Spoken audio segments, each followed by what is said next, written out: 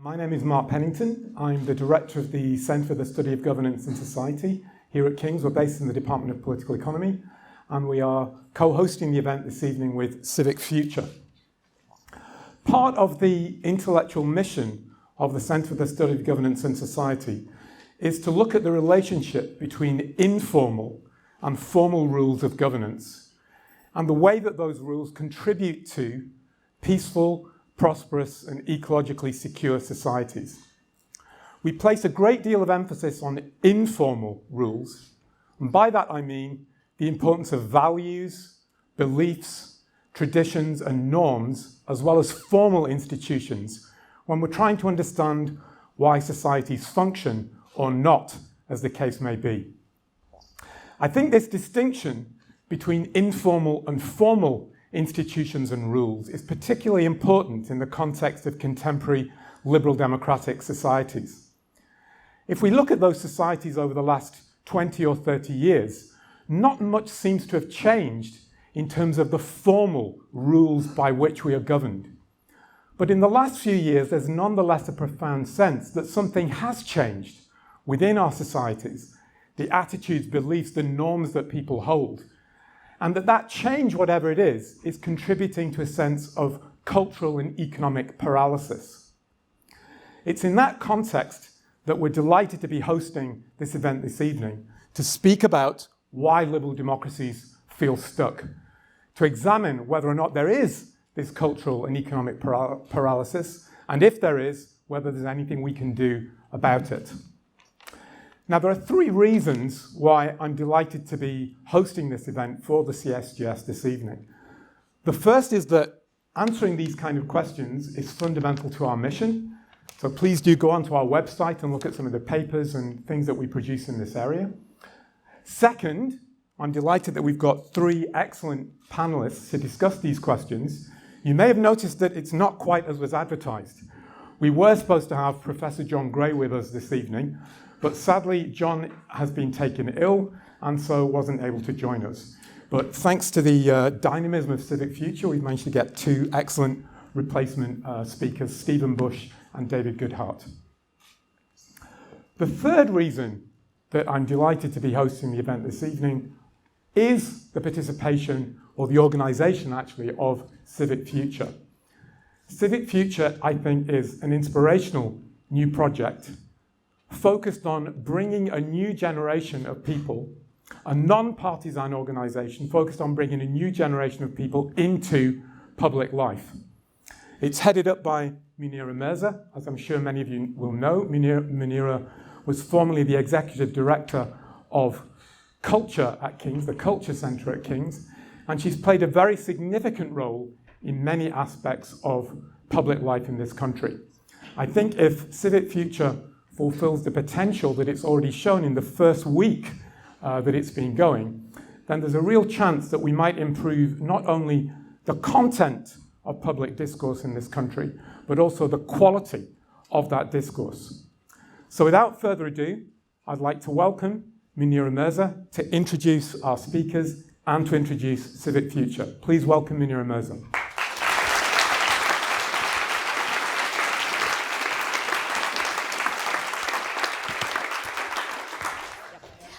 Thank you, Mark, for that really kind introduction, and a huge thank you to King's for hosting this inaugural event for Civic Future. As Mark said, I have a personal relationship with this university. I worked here for a period in 2019, and I know that it's a university with a global reputation for innovation and research and teaching, but it's also a university with a very strong civic mission. So it's a perfect partner for our first public event. And of course, King's has educated many political leaders, both from within the UK, but also from around the world. So I'm delighted that we have some students from King's here tonight. My name is Munira Mirza. I'm the Chief Executive of Civic Future. As Mark says, we're a new organisation. We launched publicly last week. And our aim is to identify and train talented people to go into public life and to champion the values of liberal democracy. I have, for those of you who don't know me, I've worked in government for on and off for around 15 years in national and regional government. And over time, I've come to believe that if we want to solve the big problems, the big challenges that the UK faces and that liberal democracies face in general, we need to do much better as a country to get good people into public life. But also we have to prepare them intellectually. We have to provide better training and education for people so that they are better informed and better able to grasp the true challenges that we face. I'll say a little bit more at the end about what we do and how you can get involved, because I don't want to take up more time than necessary about Civic Future. I want to move on as quickly as I can to the main topic of discussion this evening and to introduce our speakers. I'll say before I introduce our speakers, first of all, very sorry that John Gray can't join us this evening. He's been taken ill and he sends his apologies.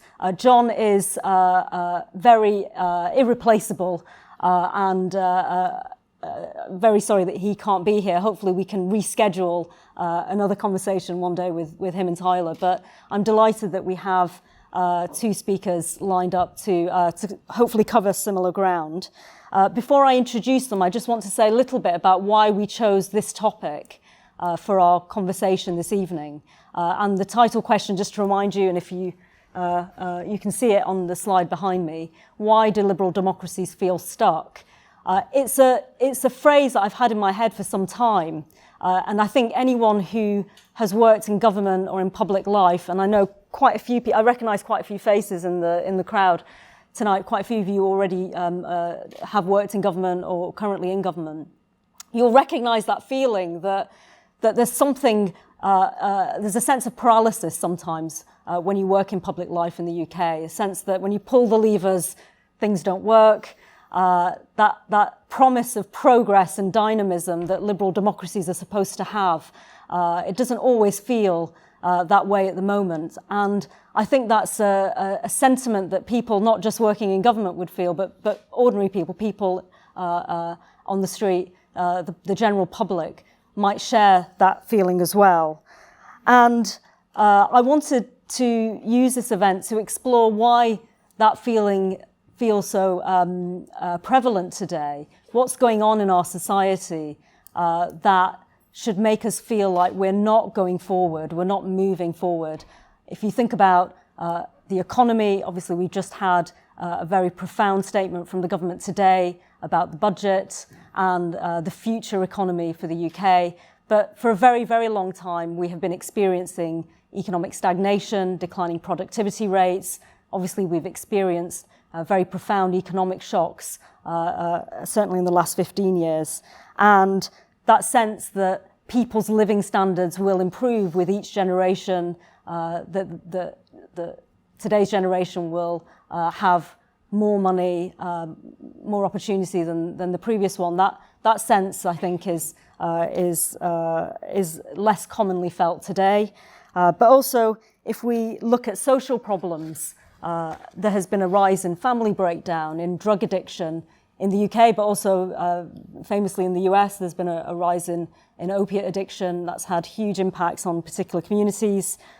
In the area of technology, we're very aware of the impact of the internet, but has technology really progressed in the way that we thought that it would?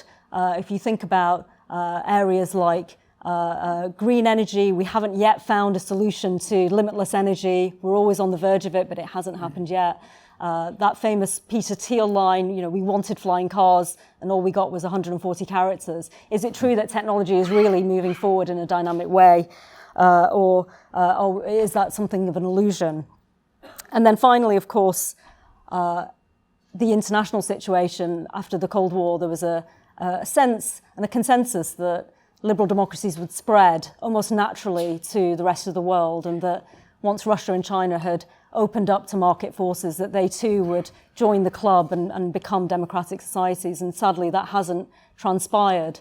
So the confidence that the West had 30 years ago about its system and the way that people felt about it has changed dramatically in the last few decades. And I wanted us to have a conversation about why that might be. Maybe I'm being too pessimistic. Maybe actually we're just turning a corner and it might be okay. We might be able to get out of the impasse. But I wanted to explore what the trends are and possibly some of the solutions. And I'm delighted that we have three excellent speakers who have, in their own ways, explored these questions in their writings and in various lectures and broadcasts. I will try and briefly introduce them, first starting with Tyler Cowen, who is Professor of Economics at George Mason University. He is the chairman of the Mercatus Centre there, Mercatus meaning markets in Latin.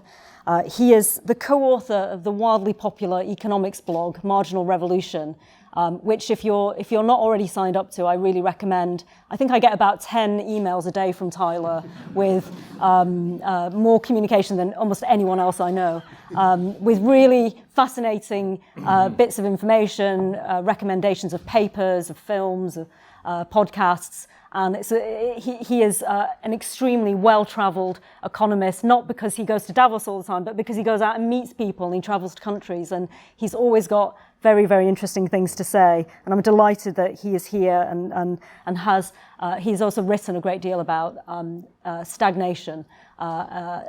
Famously wrote a book called The Great Stagnation, which was very influential and again, which I would recommend. Second, I would like to introduce Stephen Bush, who is an associate editor at the FT and a regular columnist there. He's also was previously a columnist at the New Statesman.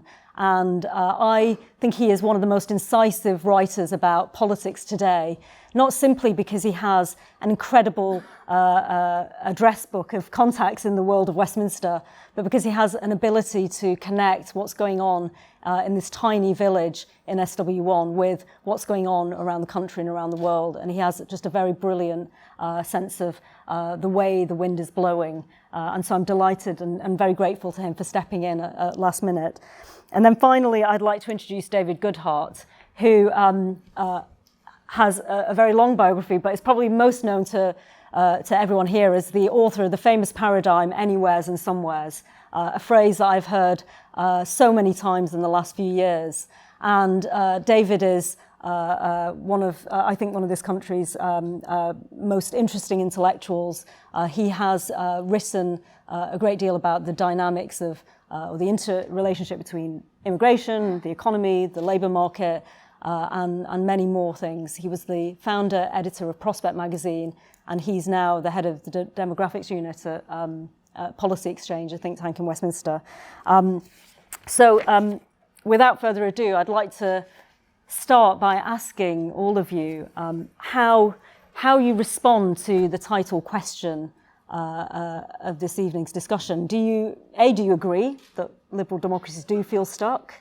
And how do you explain or describe what you mean by that? Can you give us some evidence or some thoughts on what you see? I will pick on Tyler first to start, if that's okay. I think we're emerging into a new and very optimistic period after almost 45 years of stagnation. So we, in a few years' time, have anti-COVID vaccines, which are done in part by democratic governments. We have artificial intelligence on the verge of taking off. There's DeepMind from the UK, OpenAI in the United States. Green energy isn't here, but we've seen many years now of cost declines of 10 to 15% a year compounding for wind and solar. Nuclear fusion might work. So these phenomenal developments, all of which are coming in part from markets, in part from democratic governments, are on the verge of transforming our lives. There's a new sense of excitement. And I think most of all, if you're tempted to be pessimistic, ask yourself the following question. Does my country, the UK, or my country, the United States, have more talent than ever before in its history? And if you answer yes to that question, you can pile up the problems. Most of what you list in this pile, it's real. It does worry me. But the pile here of how much more talent we have, our civic future, you might say, that is a bigger pile. It's an invisible pile. It is not a pile the media reports on. There's no article on the front page of whichever newspaper you read. More talent in Britain today than ever before, right? No one will click on that link. So think about the two piles. Here's the pile you worry about. Here's the pile that really matters. I'm going to bet on the pile that really matters. And if you want to see particular instantiations, we also have vaccines coming for dengue, against malaria, possibly against cancer, major innovations in the biomedical space. We are actually getting it done and finally emerging from an economic and I would say also political stagnation. So I would urge, be optimistic. That is not the answer I was expecting, by the way. Because Tyler has written for a number of years about how, well, you said... Starting in 1973, the West had a very long period of no major advances. I think once the vaccines came, and with what will happen in artificial intelligence over the next 2 or 3 years, one can no longer say there's no new big next thing. I think there is. Progress is lumpy and uneven. When it hits you, you feel a lot more uncomfortable. Life is more volatile. It's more nerve-wracking. It's going to get much worse in that sense. This pile will grow, but this pile, the talent pile, is going to grow a lot quicker. And you did predict, I think, in the Great Stagnation that within 20 years, exactly, we would turn a corner and it would be fine. Not fine, highly volatile, and everyone will wish for the Great Stagnation to come back because they got so used to it. Okay, so, Stephen, do you agree that we should have cause to be optimistic? Yes. On today of all days, after Budget Day. So I have to admit, I thought I was going to sort of be the sort of most optimistic person on the panel. Maybe I still am, but I think I understand why liberal democracies feel stuck. But in part, I would argue that is a problem of success, right? Then, if you think about the problems besetting countries which are now liberal democracies in 1900, many of them had superficially fairly simple solutions. You had, loads of fairly quick wins, right? Whereas now you have a situation where, rightly, broadly, people expect to earn much more than their parents, right? We are basically at the end of the first sort of 300-year period where it doesn't take more than a century for one household to be able to afford one more shirt than it could buy at the start of that century. So understandably, people have a huge level of expectation about what their state can provide for them.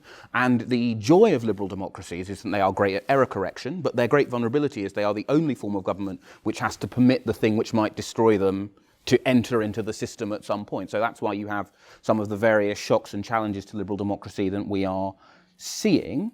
And so I think, there are issues that Civic Future, I think, exists to try and combat, and I hope we'll get into later about personnel and recruitment that I think have got worse, and there are specific reasons for that. But I think broadly speaking, liberal democracies aren't stuck. They have a huge number of wins, but they face much bigger challenges, and therefore, understandably, people have a lot, people get impatient, right? People don't just go, well, great, I've got, an iPhone. They go, well, look, where is my flying car? And that's why liberal democracies feel stuck rather than being stuck. So, David, if I can come to you, and I'm going to try and put you in the more the pessimistic box, because I feel like it would be we're doing a disservice if you all agreed with each other. But you have written quite a lot about what's gone wrong in the economy, and for a very large proportion of people, you have explained that they do feel left behind, and that despite growth, despite technological progress, GDP, that famous line that I think Matthew Goodwin quoted in his book about how a politician spoke at a town hall and talked about growth, and somebody at the back of the room said, "That's your GDP, not mine." Do you feel that everybody benefits from growth in the same way? No, they don't. And I think that is actually one of the reasons why we feel stuck. I think there was a period, that what now seems, at least to some people, like a kind of golden age, that period, kind of the end of the Cold War from the early 90s, right through perhaps to kind of 2016, the year of Brexit and Trump. There was, at least, in my language, for the kind of anywheres, for the graduates of residential universities, who were comfortable with mobility and openness, and they were kind of, had been sort of unleashed. It was their golden age, and it produced lots of good things. And that was the kind of globalism. China entered the World Trade Organization, which had dramatic, often negative impacts on old industrial areas in America, Britain, and Europe, slightly less so. And I think, that was one of I think often when people talk now about there not being a sense of progress, it's kind of an envy for some of that period, the kind of Clinton, Blair, economic growth was banging along at a pretty high level. But of course, we now know that there was lots of resentments building up through that what appeared to be a kind of golden age. And anywheres were creating a society and the economy in their own interests. We'll think about Britain. I mean, we were building an economy based around professional and financial services, based in London and the southeast. An education system based around mass higher education, neglecting technical and vocational education, and a kind of loose progressive worldview that tended to downplay national sovereignty, preferred diversity to solidarity, and all of that. That was kind of what was going on, and since 2016, since Brexit, Trump in America, we've had a kind of pushback against it, a perfectly legitimate pushback. So we've had Brexit. We had a kind of COVID that was very much sort of somewhere, with the sort of security impulse of the somewheres, trumped what might otherwise have been kind of Boris's more libertarian spirit. And it's as if, that there's been a rebalancing, which makes us a more democratic society, by the way. Politics now represents, post-Brexit, a much larger proportion of the public than it did in that golden period. But it's also created this this sense of impasse, as it were. Anywheres and somewheres have to coexist. We haven't thrown up politicians who've been very good at finding the common ground between them, and that's kind of perhaps that's what Civic Future is going to do. Do you think, Tyler, that with the kind of technology that you're talking about being on the verge of spreading throughout society, AI, vaccines, and so on, that if they deliver growth, they'll deal with some of the social polarization that seems to have opened up in the US? So interestingly, in the US, it's no longer just critics from the left who are challenging free markets and challenging the kind of the liberal or libertarian worldview. It's also people from the right. There's been this rise of the national conservative movement, of people who think that globalization hasn't been good for America, that these trade deals that Clinton introduced and the opening up of China has actually not been to the benefit of ordinary Americans. And do you think that actually a lot of that will just wither away and eventually not be a problem because you've got this technological growth around the corner? The left and right, to me, seem increasingly like each other. They feed off each other. They need each other. They pretend to be polar opposites, but in some ways they're mirror images. I think the real political struggle moving forward is what I would call maybe the centrist optimists, people who actually want to do things, who want to mobilize the new stock of talent, versus people who want to complain about other people. And the left and right has become the people who want to complain about others. But I don't think the social problems, in America at least, are going away.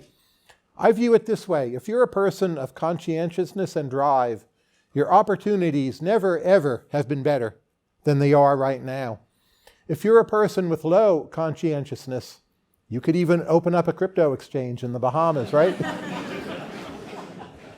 But at higher income levels, at lower income levels, you will get in trouble more than before. One reason, not the only reason, is just our addictive drugs are quote unquote better, or I suppose more fun than they used to be. I don't see that reversing. I think there's been a fundamental change in the human condition where the returns to conscientiousness are just much higher than they were a number of decades ago.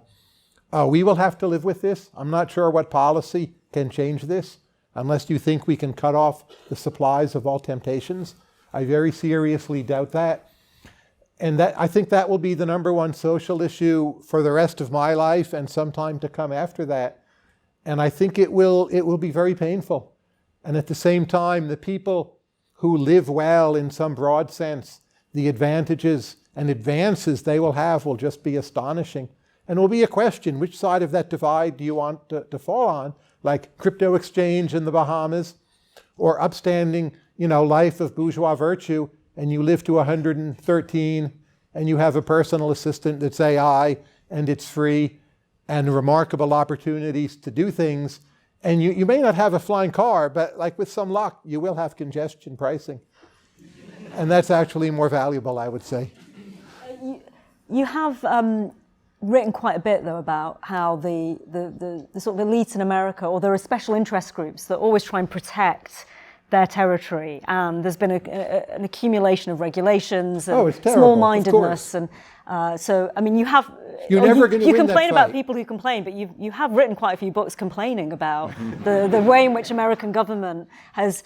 I mean, there's one side of the argument, which is American free market ideology has spread, and there's been too much freedom. It's ridden roughshod over local communities, over local industries. It's been bad for civic institutions, for the family. And then there's the opposite argument, which is actually we've had too much regulation, not enough freedom.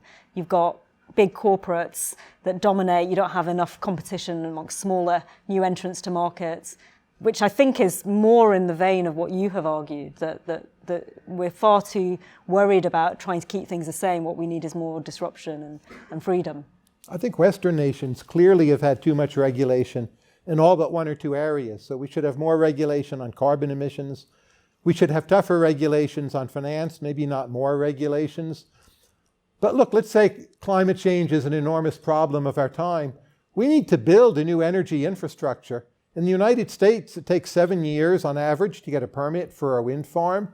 You try to build a new nuclear power plant, that's essentially impossible. So NIMBYism has taken over our world, not only in my country. I know a few other countries like that. And when your country is NIMBYist, your main problems you cannot solve. And there's a crack up coming over this issue. And it's easier in the United States. We're a bigger nation. We have more regions, Texas, Florida, committed to growth. Even in California, the YIMBY movement is seeing some victories. I think over time it will be easier to build new green infrastructure. But it's obvious to me the American economy is far too regulated. Again, with the exception of one or two areas. And that will be an ongoing battle. And the economy will stay tolerable, not because we win every fight for deregulation, but people innovate around previous regulations. And there are always these newer, less regulated areas. David? Well, I mean, we've got the same problem here, haven't we? I mean, data protection, money laundering rules, public procurement rules, huge amount of, public sector equality duty. I mean, these are, of course, we need all these things, but regulation does have that tendency to kind of to overrun, and I think that that makes the economy more stuck. But in order to break through these kind of problems, and they obviously are soluble, you need politicians who are good at coalition building. Politics is always about herding cats, and we seem particularly bad at herding cats at the moment. Perhaps the cats are less herdable than usual. But why aren't we building more homes? Why aren't we building more reservoirs? Why aren't we reforming childcare? A lot of these things, when you kind of look at them, they seem relatively straightforward, and yet we can't create the coalitions to do it. Do you think, Stephen, that it's just that the public don't know yet how good these things are for them, and every time, so for example, reforming childcare, regulation, changing the ratios of how many adults are allowed to look after how many children, it's been tried before. There was quite a considerate, I think it was Liz Truss actually, who tried to lead that regulatory change. And there was a big pushback from various interest groups and sort of early years specialists. Obviously in planning is similar, there's a big reaction to government trying to reform planning. in this country, and it's been tried many, many times. Is it that they just don't know that it could be good, or they just don't trust government to do it well? Well, I think it's a combination of things. We say planning, right? Let's take the most recent effort to reform planning, where there were, I would say, 3 reasons why that didn't happen. The first was, not to be indelicate about it, a culture of making enemies unnecessarily within the Conservative Party, which meant that there were MPs who saw destroying that effort as a way to regain a position of power and influence and they had otherwise lost. Then some people have a semi-rational belief that, well, actually, this thing is, some people do benefit from there not being enough homes, right? Not least existing homeowners. And then the third is, then broadly, people mostly don't like the idea of the upfront costs. Part of the art of being a successful politician is you make sure that the upfront cost gets paid at the right point in the electoral cycle. I think one of the challenges we've had recently, of course, right, is that we've had a period of government where, broadly speaking, sometimes for reasons of its own fault, sometimes for reasons out with its control, it's lost its sort of... There hasn't been a government that's been able to use its kind of controversial period when it has ages before it meets the electorate in the UK since 2010, really, right? The 2010 period was the last one where the coalition did a bunch of controversial things 2010 to 2012, and then they waited for those things to bed in and they won re-election. Whereas, of course, in 2016, the David Cameron's controversial period was swallowed up by the Brexit referendum, and in 2019, Boris Johnson's controversial period was swallowed up by the pandemic. So I think it is partly actually just about the difficulty of electoral voting. In the United States, right, there's a distinct problem that there is a reason why no other democracy has emulated that particular political model, right? There are too many veto players. It does make a lot of things much harder. Whereas I think in the UK context, it is partly just about bad luck rather than there being I do also think there's a slight tendency to overclaim, like changing childcare ratios, for example, to what they are in Scotland and Wales, to what they are in England, which is the actual proposal. Fine, I think as a general heuristic, we probably shouldn't have tougher regulations in England, seeing as the world does not seem to have fallen over in Scotland. But I think, understandably, when you have parts of the political class claiming that England is going to have cheap childcare once it has the same ratio as it does in Scotland, people quite rightly go, well, that seems like nonsense. So what aren't you being straight with me about? I think in some cases in that policy area, it was people themselves weren't being straight about the difficulty of actually getting growth. But, and there is a huge amount of consensus actually in the kind of policy field. I mean, even on growth and productivity. I mean, being really struck at last month at the Tory Party conference, I went to a policy exchange event. Lord Frost, great Liz Truss ally, and I think the guy that came after you at number 10. Andrew Gifford, was it? I mean, so we're, kind of, people who were, seen as kind of right-wing Tories, they were talking about things that exactly the same things I'd heard from left to centre think tanks at the Labour conference the previous week.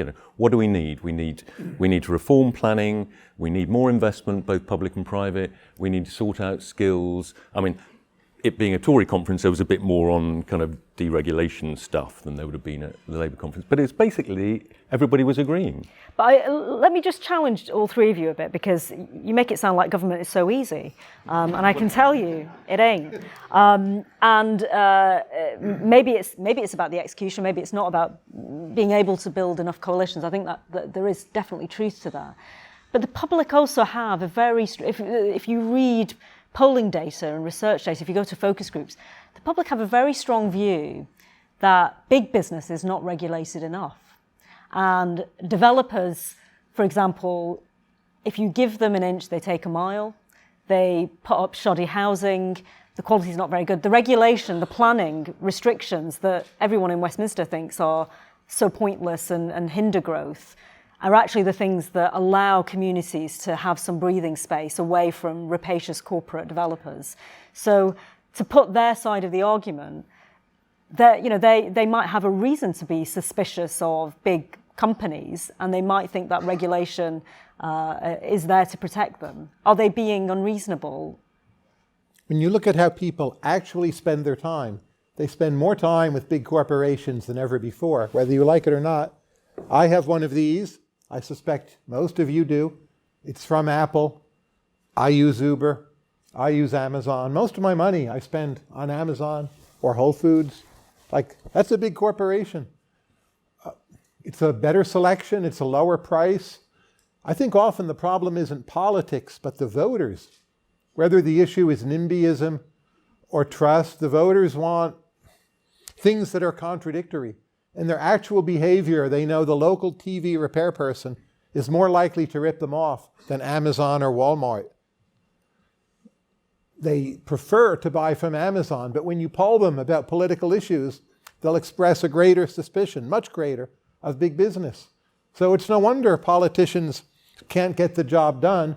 We all demand the impossible from them. I would just add one thing to Stephen's comment. In contrast to you, I think the UK is much more gridlocked than the US, at least recently. The Biden administration has passed a lot of legislation. I don't agree with it all, but it's quite significant, a big green energy bill. But most of all, we have 50 states, and they do a lot and they experiment. They often copy each other. So what I sort of learned in political science class, this is the nation where you can just rule and do what you want. But what I see on the front page of the paper is the United States right now is very non-gridlocked, and the UK seems rather stuck.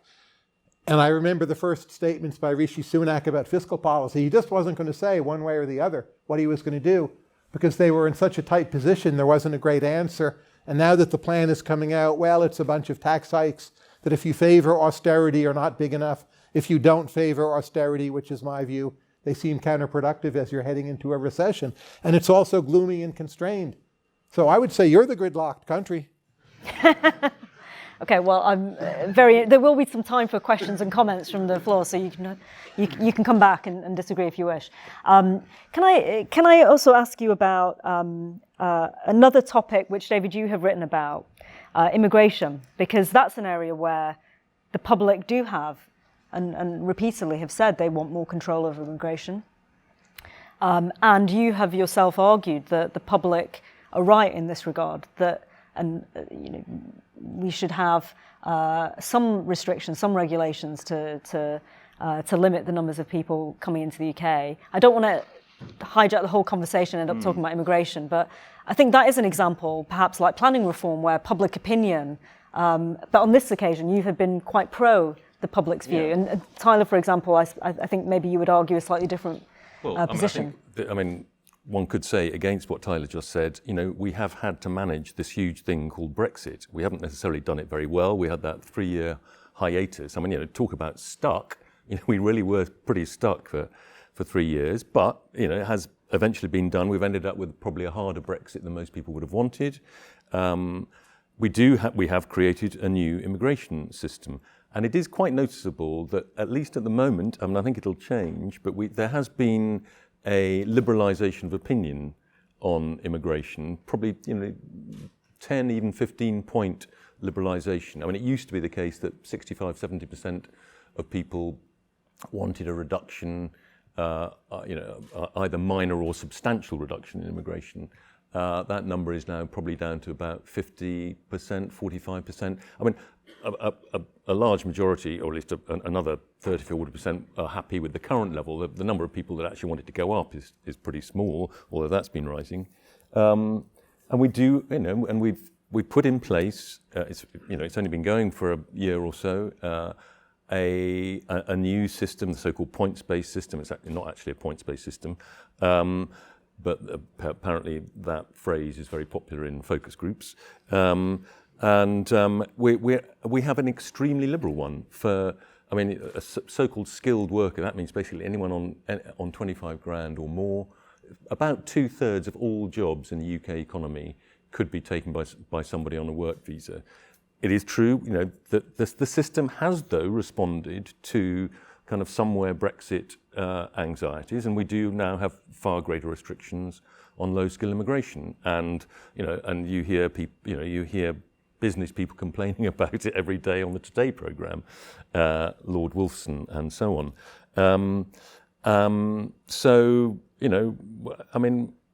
Democracy happened. People voted for Brexit. One of the reasons they voted for Brexit was because people didn't like free movement. We have ended free movement. It's not popular with a lot of people. I want to go and live in France next year for a few months, and I can only go for 90 days. How sad for me. That's part of the kind of rebalancing that we've had. Well, I think in some ways immigration policy, particularly in the UK, is actually not that deep, right? Broadly speaking, right? You go back to 1905, maybe 1906, the first time we actually restricted the right to come here. You had a long period before of people like my great-great-grandparents coming here from Lithuania, and then broadly the restriction comes down. You have a period in the 1940s of people coming from the new Commonwealth, and then restrictions come in. You have a period in the 90s and noughties of the free movement from the European accession states. And then we have and I think in some ways what we saw in Brexit is basically just that pattern repeating itself. I suspect that will happen again. And in some ways that's just that voters, like all of us, right? We all at some point say, oh yes, give me another drink. And then the next morning go, oh God, I wish I hadn't had that last pint or that last bottle. But broadly speaking, the art of successful politics is working out what people's revealed and actual preferences are. And this is, again, where I agree with Tyler, right? And then broadly speaking, if people tell us in the polls they want a certain set of things and then they vote for another set of things, probably we should assume that they meant it when they actually voted. And I think one of the problems we've had in politics is this very sort of, oh dear, the polls say this, or how is this going to poll today? And not enough focus on how is this going to poll in 4 or 5 years when I'm actually going back to the country again.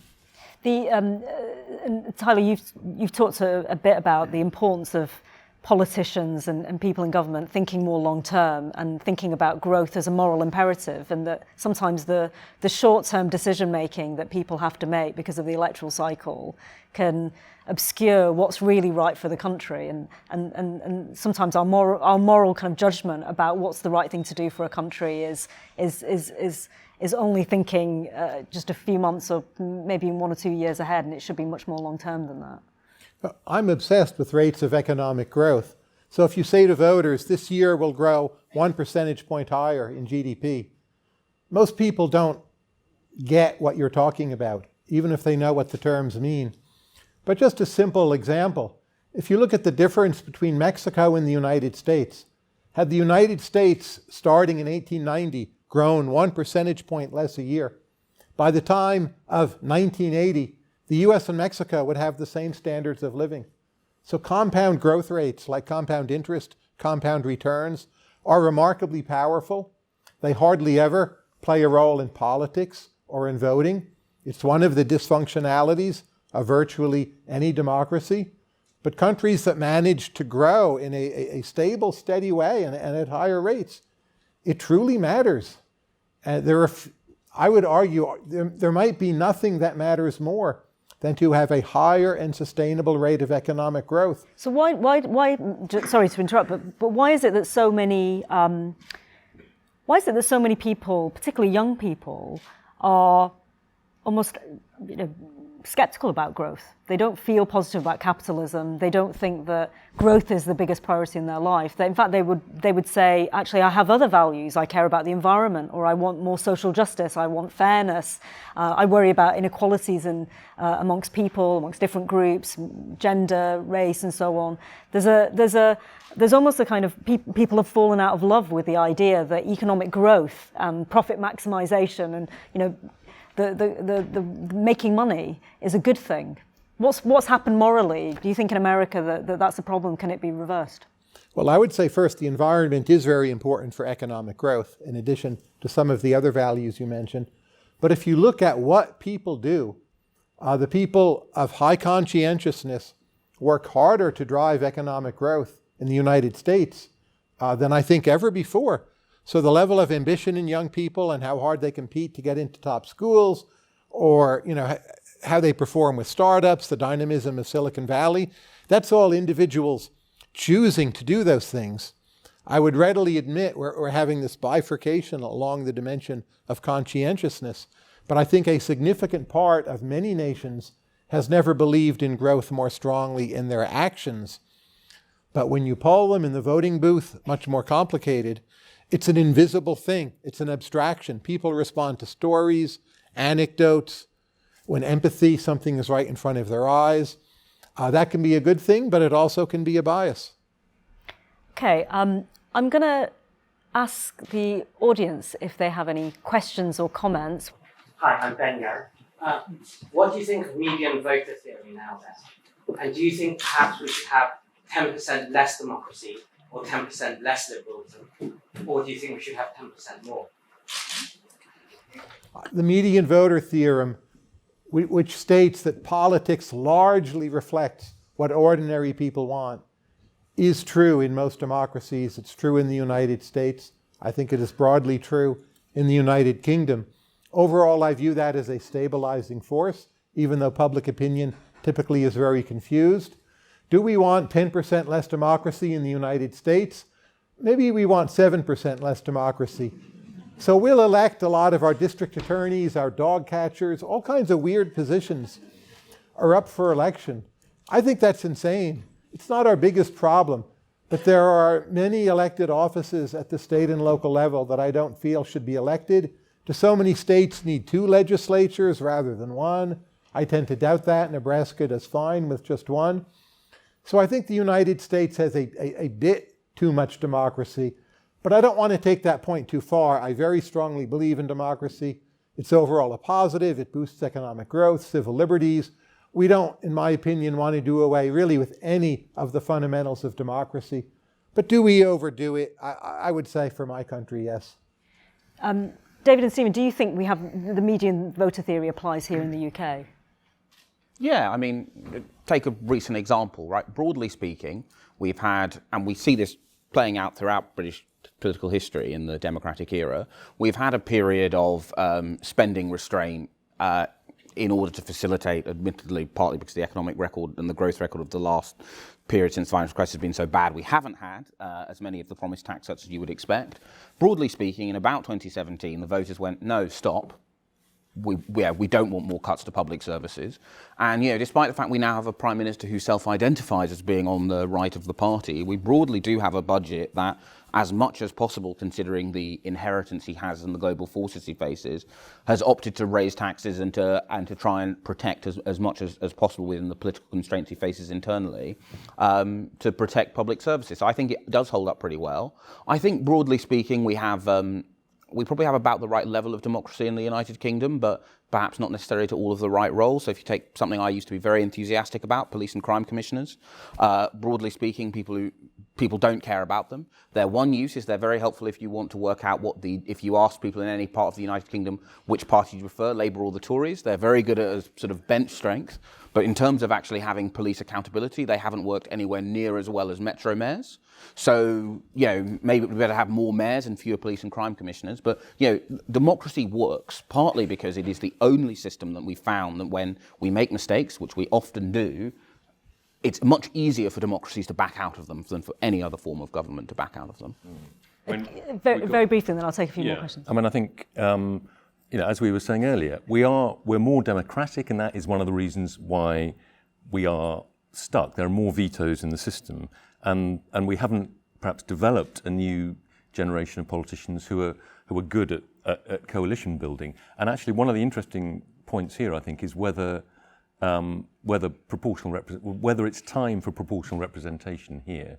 I mean, that we've got all these coalitions within parties that are breaking down, which is contributing to stuckness too. It might be better to have coalitions between parties. And actually, one thing that Europe, with its mainly PR-based systems, has done better than us, I think, is kind of absorbing populism, absorbing the kind of somewhere complaints about that long period of liberalism and globalism. So, we've got their systems, that there have been populist parties have got substantial votes, have been in governments all over Europe now for the last 20 years, and they've kind of domesticated it, whereas the two countries that had the most dramatic sort of populist effects were the US and the UK, Trump and Brexit. Our systems weren't sort of flexible enough. I suppose the one sign that things aren't healthy is that turnout generally has been declining. So it might be that the people who are still voting are broadly happy, but all the people who've stopped voting are deeply, deeply unhappy. We just don't know they're there. Sir, I think you had a question. Yeah. So I'm a venture capitalist, Michael Baptista, and my profession maybe makes me want to oversimplify things. But I'm hearing from Tyler that he's very happy with at least how a part of society goes. Stephen's happy about the democratic institutions and the fact that people got to exercise their vote. And but it's kind of a very mixed picture. Nobody really is explaining how things are going to get better for most people. And so I'd just like to tell you a story and ask if this is what the composite view is. So I As long as it's a short story. It's very short. I was listening to Mark Andreessen a few years ago, and the discussion was, is AR going to be bigger than VR? Augmented reality. And most of Silicon Valley was betting on augmented reality. Use it in medicine, use it in transport. And Mark's view was actually it's going to be virtual reality because life for most people in most places is not really bearable, and virtual reality will be an escape from them, for them, and whereas people in London and Paris and New York will be, enjoying unprecedented opportunities and the benefits of all the technologies that Tyler talked about. In other words, bread and circuses for the 21st century. Is that really what you guys are talking about? Okay, just in the interest of time, because I can see lots of hands up, I'll take a couple more questions and then people can respond as they wish. There was a gentleman at the back who's had his hand up for a while. He's waving there. And then there's a lady in front, in the middle. Thank you. My name's Simon. Tyler, you said you seem to suggest that it was on the question why do liberal democracies feel stuck. You said you suggested that it was the people's fault, that people were NIMBYist. They demanded the impossible from its politicians. Stephen, you said that people don't know what they want. So is your answer to the question, why do liberal democracies feel stuck, is it because we've got the wrong kind of voters? Thank you. And then the lady who had her hand up. Thank you. Aren't liberal democracies partly stuck because they've become completely mired in identity politics and the problems of the culture war? Thanks, Manera. And thanks to the panelists. So first of all, I thought I'd just say that are not liberal democracies stuck by design? The point of a liberal democracy isn't really to vote someone in, it's to vote someone out. It's powers by negation. It's not just about balances, but also checks. So that's one thought. The second one is, we're seeing, when we're talking about them being stuck now, I think the context, quite clearly, is within the Anglosphere at least. We've seen a lot of political polarity in recent years. But a lot of this polarity seems to be a case of one side seeing the other as a disease and themselves as a cure and vice versa. And I wonder, when we look at the left, you've got the progressive left and you've got the sort of neo-nationalist right, the Puritans, the nationalists, you call them. Both sides seem to me to be sort of symmetrical symptoms of maybe a shared pathology that is in need of a cure, rather than seeing themselves as a disease in the cure. And so I'm wondering, what do you think of that? Do you think maybe as a society in general we are misdiagnosing our problems? We're thinking each other are the problem. Maybe we're all symptoms of a deeper problem that is indeed in need of curing. Thank you. Okay, I will let the panel come back on all very good questions, and I will come back to the audience shortly. Virtual reality, it hasn't taken off. People still want real life. Travel has taken off to actual places with real people. Another way in which democracies are not stuck, if you look at the effort and resources we have put into defending Ukraine, whatever your opinion of those policies might be, it is a major undertaking of enormous significance, and it is happening, supported by my country and by yours. Another piece of data for us not being stuck. We've also more or less moved beyond COVID in both of our countries. Identity politics, I'm really not at all a fan of, and anyone who knows me would tell you that. But it's not our main problem. American voters have been moving toward the center. It's a kind of stupidity. It's very bad in academia. But at the end of the day, the main reason democracies are stuck to the extent they are is simply fiscal. There's not enough money. Voters don't like taxes being raised. And you could say, it's the fault of the voters. All that is true, but at the end of the day, I don't know any other historical electorate where I'd want to trade in the current electorates for those. Like the voters, historically speaking, are pretty good. And the partisanship, hating each other, that's most of American history. It's bad, it's terrible. We moved away from it for 20, 25 years. We're back to the American historical norm. It's bad, whatever. Let's get on. We're actually doing amazing things. You seem quite relaxed about universities. I think when we spoke the other day, you said, you used this phrase, woke has peaked. which I know that you got a bit of pushback. Yes, but not in universities. There's so little accountability in universities. Are you worried that universities, which have traditionally played a very important role in shaping the future elites, political leaders, that if universities are captured by a worldview that you don't agree with, does that concern you, or do you think that that will also wash through once you get economic growth? Universities are being outcompeted by the internet as a source of ideas, and the most woke, most poorly run majors are all declining in enrollment. I don't like the way things are now, but it's not going to bring American higher education or British to an end. We'll get through it. Yeah, I mean, I think, look, the number of conversations I feel I have with policymakers about identity issues can broadly be counted on the fingers of one hand. As Tyler says, the underlying issue is that we have had sluggish growth, things cost money, it's difficult to do things if you don't have as much money as you'd like to have. I don't think it's when we have the wrong voters, but look, I mean, so to take a personal example, right? I would like it if we didn't have, on my way home from work every day, a visible and mounting problem of rough sleeping.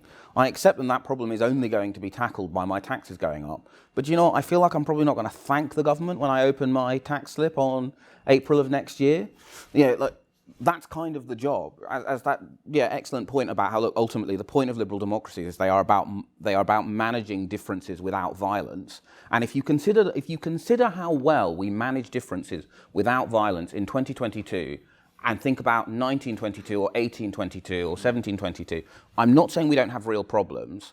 And I think, if I were trying to get elected, it's a bad look whenever a politician goes like, you think it was bad, it's bad now, it was worse in the 70s. But it is nonetheless true when we're having this kind of conversation to remember that actually one of the reasons why things feel stuck is people quite rightly have higher expectations. But the democratic experiment is doing so much better than any other way we have found of resolving our differences thus far. And we should be honest about its problems, but we should also have a realistic answer about its successes. Yeah, we haven't had a 2022 Orgreave, have we? I think the identity politics question is an important one. I mean, I think it's partly a symptom of the loss of religion. It's a kind of secular replacement for liberalism. I think you see that in a lot of, perhaps particularly on the left, because the left tends to be more secular than the right. You have a kind of quasi-religious attitude in lots of there's sort of civil rights envy, isn't there? The kind of a wish somehow that we were still back in the 60s and the 70s and we had these sort of great devils to beat. Environmentalism is often a sort of kind of replacement for religion. But I think it's not just academia where you have problems. I mean, it's as you know, it's also in the higher reaches of the civil service. I mean, quite a lot of the blob. I mean, the blob, which was about both mechanistic civil service, rule following, but also about a kind of mechanistic liberalism, which is why we need Civic Future to produce better leaders in the bureaucracy as well. Great, thanks very much. A bit of an existential crisis that I have. Suppose I'm a kind of financial services professional, but you could say the same about law, civil service.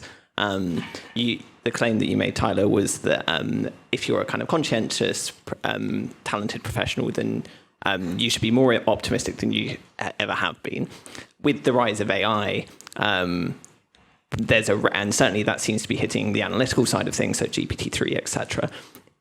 It feels to me like I maybe should be even more pessimistic than ever before because maybe my job will go and so will the rest of stuff. What are your thoughts on this broadly and interested in others? Hi, everybody. My name is Eric. We started with this idea that the democracies felt much more confident about their system sort of 30 years ago.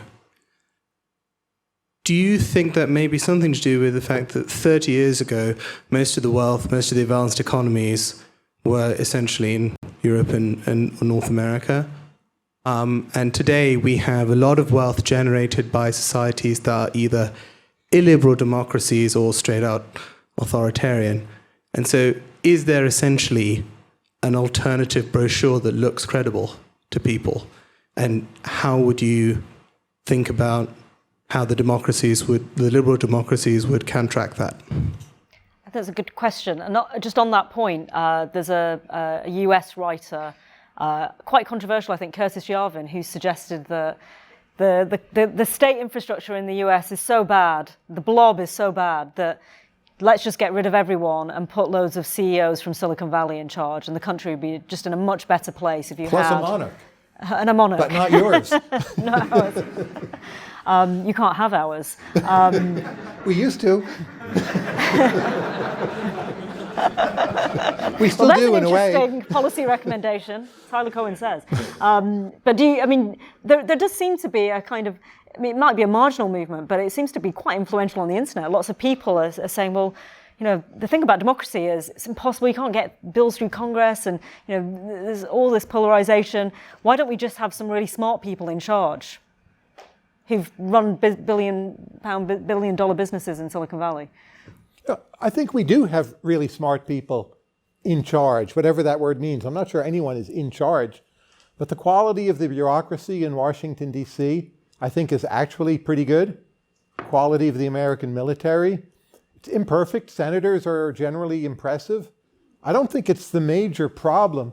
Now, on AI, I would strongly suggest you learn how to work with it. This will be necessary. It's probably AI that will teach you how to do that. It'll be a big change. It'll be very disruptive. You might not like it. But society as a whole will get through it, as we did the internal combustion engine and many other major changes. And in terms of monarchy and all that, I think we need to get used to the idea in a world with the internet, every single idea will be expressed, will be out there, and will have its followers. Awful ideas, terrible ideas, great ideas, everything. There's a group or movement for everything. It bugs people because so many of them are terrible. But at the end of the day, when you look at governance and things we're doing, advance of science, it looks pretty good to me. If you look at talent, if you look at the civic future of your country, of my country, it could be much worse. If I think, would I rather have the problems of today or the problems of 1960? I do not have to hesitate before answering that question. I would much rather have the problems of today. But AI is coming for the kind of middle and lower ranks of the cognitive class. I mean, so it's the professionals who should be worried. Exactly, you should see this stuff. Yeah. But is that the thing that's changed? That's what's changed. We're all upset. People have always been poor in liberal democracies, but for the first time, the middle classes are feeling poor. Partly automation, China, forthcoming AI. They're very real issues. I don't mean to trivialize them. But at the end of it all, as with the Industrial Revolution, we will be much better off. Hi. I do think maybe you are a bit optimistic. I mean, I feel a little bit pessimistic, not in principle, but I've spent a bit of time in the health service, which didn't make me feel very optimistic. It made me feel like I was living in the Soviet Union. Working there at Guy's Hospital, it's astonishing at the ability for effort to be dissipated, for money to be spent with diminishing returns, for a service to provide less, even though it consumes more. And I'm concede, maybe the health service has always been a problem. Might be atypical, but the low growth rates that we're all sort of tossing out as if they were incidental, those are telling you about a kind of ennui that's occurring, where in good ideas are not being put into application, where bright ideas about what might be is very different from delivering those things.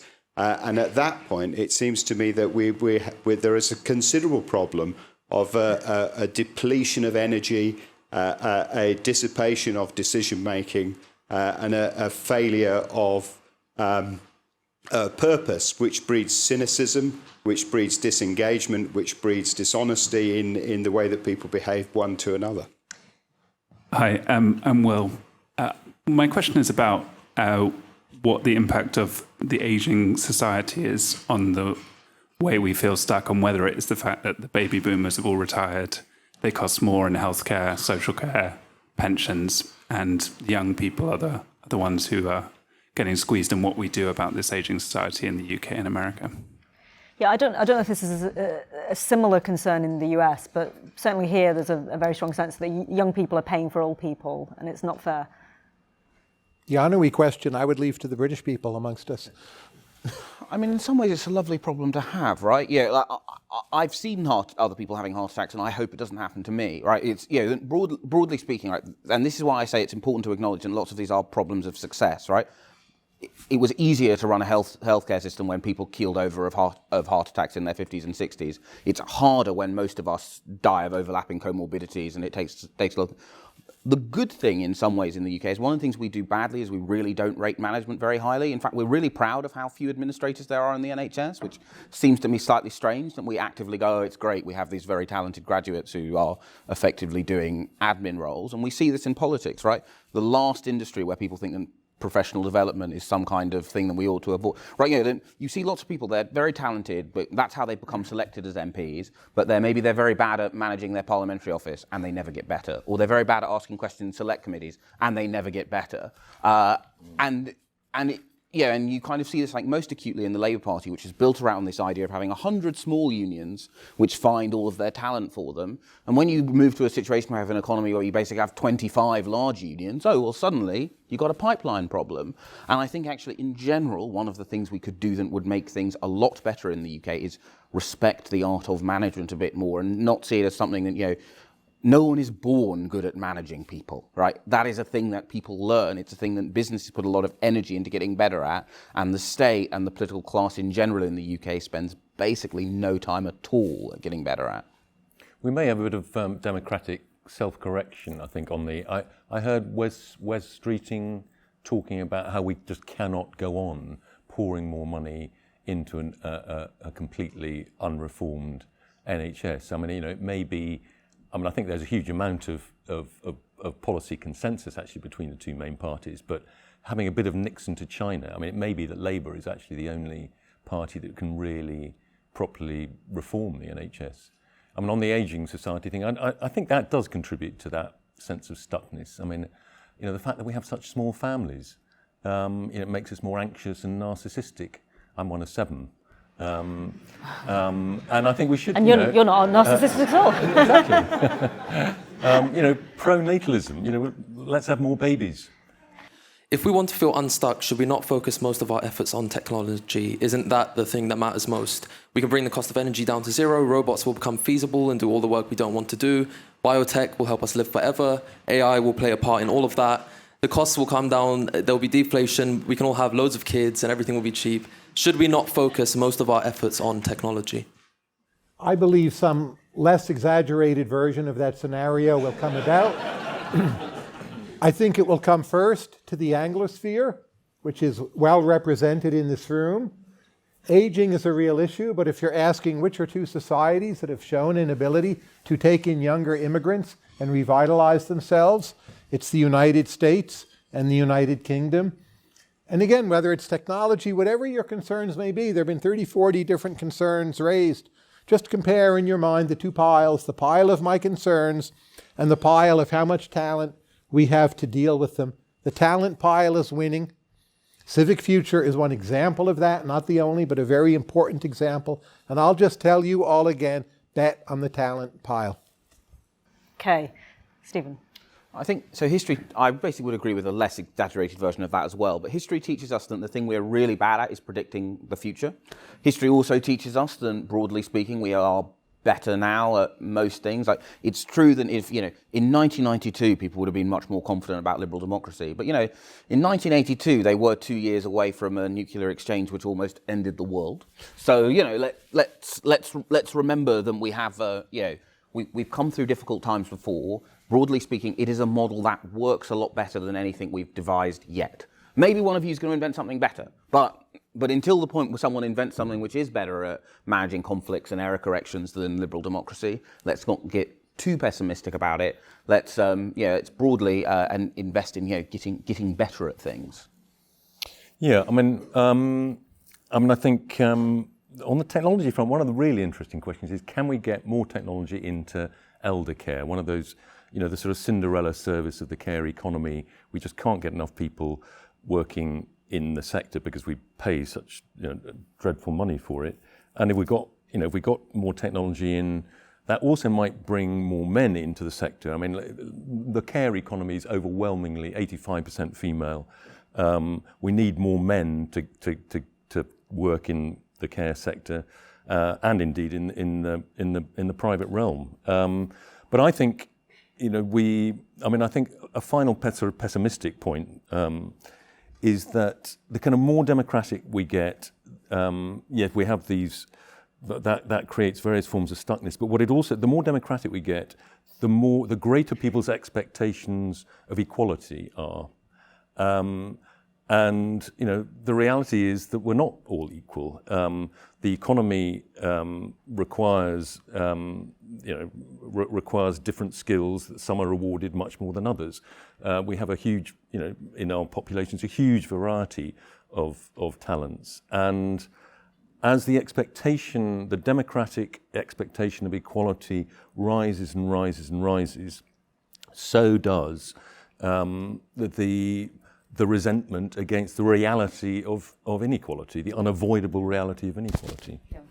I'm very conscious that obviously we're having this event in the heart of London. If we had this event in a different part of the country, the audience may have a very different feeling about how optimistic they should be. And it's great that there's a consensus breaking out here on the stage about the possibility of consensus, and maybe we will have resolved some of those big debates. But I have to say, having worked in government, having worked on election campaigns, I'm worried that the public don't share our enthusiasm or our optimism in quite the same way. But can I just finish chairwoman's prerogative to ask everyone on the panel? In Civic Future, we are very keen to educate and train people who go into public life by giving them the kind of the skills and the knowledge in areas like economy and politics and sociology and so on. But we also think that it's important to have a kind of understanding of the culture that people live in and our times. And I wanted to finish by asking everybody, and you've already been told that I'm going to ask you this question, so this is not a difficult thing, I hope. But if there's one film or book or piece of art or music that you would recommend to a person today who's trying to understand the world that we live in, what would it be?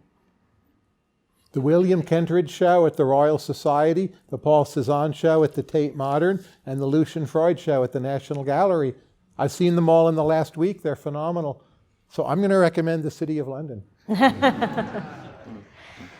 Stephen, something that will help people understand what's going on. I'm partly going to recommend this because I'm very embittered at how badly this film did in cinemas, and it's on Netflix. So Ali and Ava, right? It's set in modern Bradford.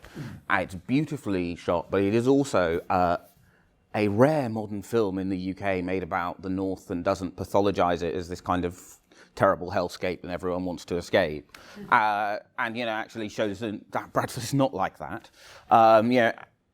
It's. I think actually, if you want to understand the diversity and breadth of urban life in all its hues, it is a rare film that does that in a way that is actually sort of not sort of very dreary.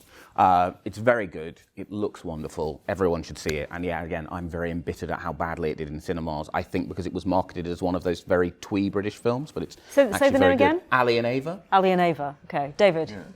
Yeah.